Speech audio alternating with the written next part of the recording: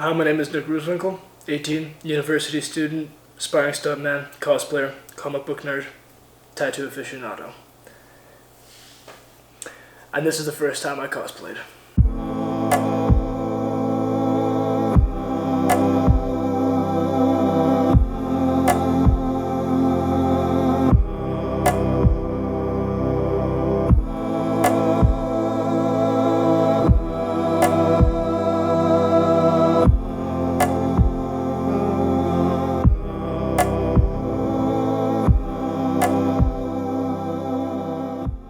I would have been 15, I think. And it was the first time I ever got invited to a Halloween party. And because I just had like the stuff kicking around, I had this old trench coat that had black pants, combat boots, and a Punisher shirt, just grabbed a can of black hairspray or whatever from the dollar store. And I went as that, and I got a lot of compliments. And he was a very lonely 15-year-old at the time, a lot of issues going on, amongst other things. But Comic-Con came around the year after, and I was thinking back to last Halloween. I thought, I really liked the attention that got me. And I was thinking, like, I loved Star Wars, but I didn't have the time, the budget, or the know-how at the time to make any sort of suit of armor like Darth Vader. I didn't have the makeup talent for Darth Maul or anything, or the Emperor. And I was thinking about comic book characters, and Daredevil had just come out, so you saw a lot of the Man Without Fear, that all-black costume or whatever with the head tie. And you see a lot of your basic stuff. Countless Batmans, Harley Quinns, Jokers, all that stuff was kicking around. And I'm an underdog kind of guy. With my positions in athletics, I was never the biggest, I was never the fastest, I was never the strongest. But I did my job. And so I was thinking, and I said, Punisher's too basic, I want to actually make something. So I sat down and I looked through my collection. And I came across Moon Knight by Charlie Huston in 2006. And there was this issue where he cut Bushwhacker's face off. And it was super brutal and terrifying. But it was beautifully done. And I said, I was reading the issues after that, and I said, that's what I want to do. And so my mom was very instrumental in this. We went to the local costume store or whatever, and we got this white bodysuit. And we made sure it was a size smaller, because I wasn't as big then as I am now. But I had a lot of leanness. We had to make sure that you could see the abs through it or whatever, but it wasn't defined enough. So we went to Fabricland, which is just this whatever fabric store. They got pleather, pleated, whatnots. And we got this white pleather stuff, and we sewed it. And I told her that the vibe we were going for was very much the armored cloth look, like from Batman vs. Superman, the Batman costume. So it's fabric, so it's still close to the comic book, but it has like these leather parts sewn in, so it's the chest, the abs, and I got that foam. The foam you see on the kids' floors, the tiled stuff. For the life of me, the name actually always escapes. But we grabbed some of that, and I cut out, it's terrible now, looking at the work I'm doing now, with Smoke, Deathstroke, the Sith Acolyte, it's just cringy now. I cut these out, and I spray painted them way too thick. Every time they bent, they cracked. But to my credit, because of how close I was, because I was just stupid, it got a really cool dripping look effect, like it was constantly wet. So I enjoyed that, and I kept that aspect for a lot of my other ones. The straps were always falling off. I didn't know how to strap things properly. I took the ends and I just glued them to the inside of the pad and tied them. It looks so bad looking back now. We got, this is actually a pretty clever trick, and I still use this one. I went to the local sports store and I got a pair of used hockey shin guards. And I put the foam inside of that, heated it, traced that, cut that out, and that was my shin guards. We used a bed sheet, we made the cape out of that. We put this really thin coat hanger on the inside of the hood to give it that pointed look, like from Assassin's Creed. I thought that was really clever. We put lining in the actual cape aspect, so it had a really good flow in the wind, so it looked heavy, but without actually making or getting heavy material and making it heavy and uncomfortable.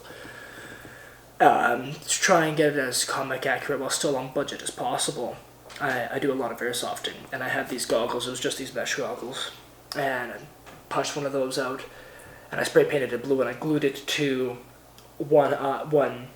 The suit didn't have eyes, right? So it didn't have the eyes. It was like the straight suit, And so I cut out one eye, and I put some blood on my forehead to make it look like I was just in a fight. I cut out a piece of the ab, piece of the shoulder, piece of the thigh.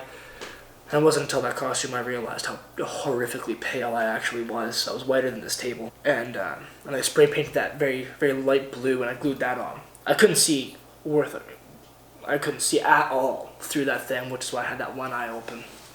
But I was really nervous going into this because it was the first time I actually made a costume. I was so nervous. And for years I'd seen people doing like replica Jango Fett's, these awesome Darth Vaders, and whatever else there had been coming around. You know, the Christian Bale Batman costume. Saw a lot of those. Those were always fantastic.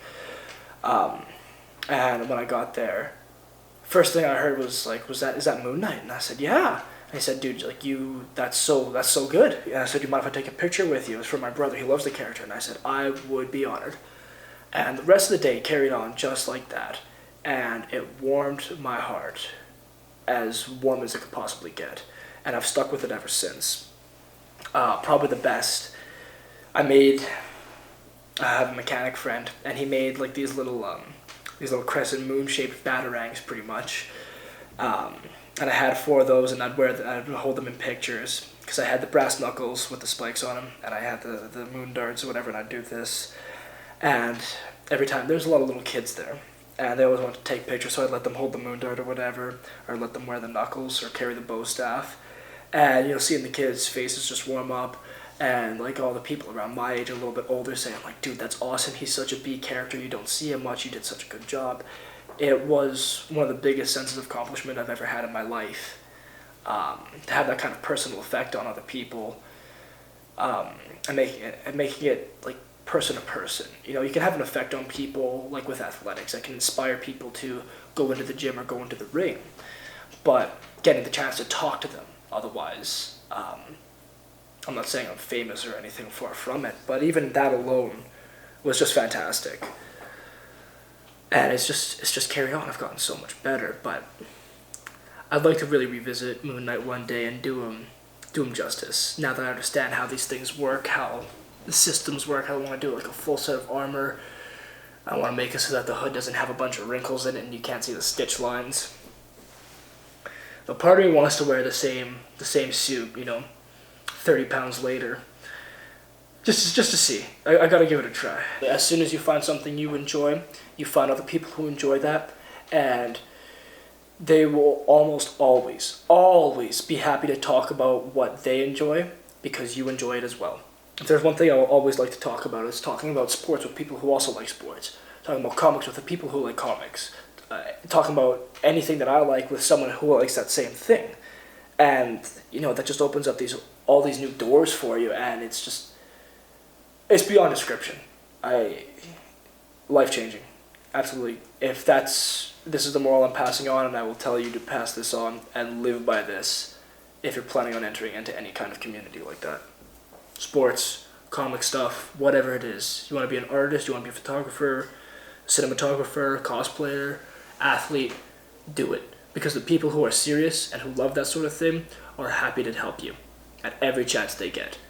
It's the people who don't care, the people who are selfish, and as scary as they may seem, they are the minority.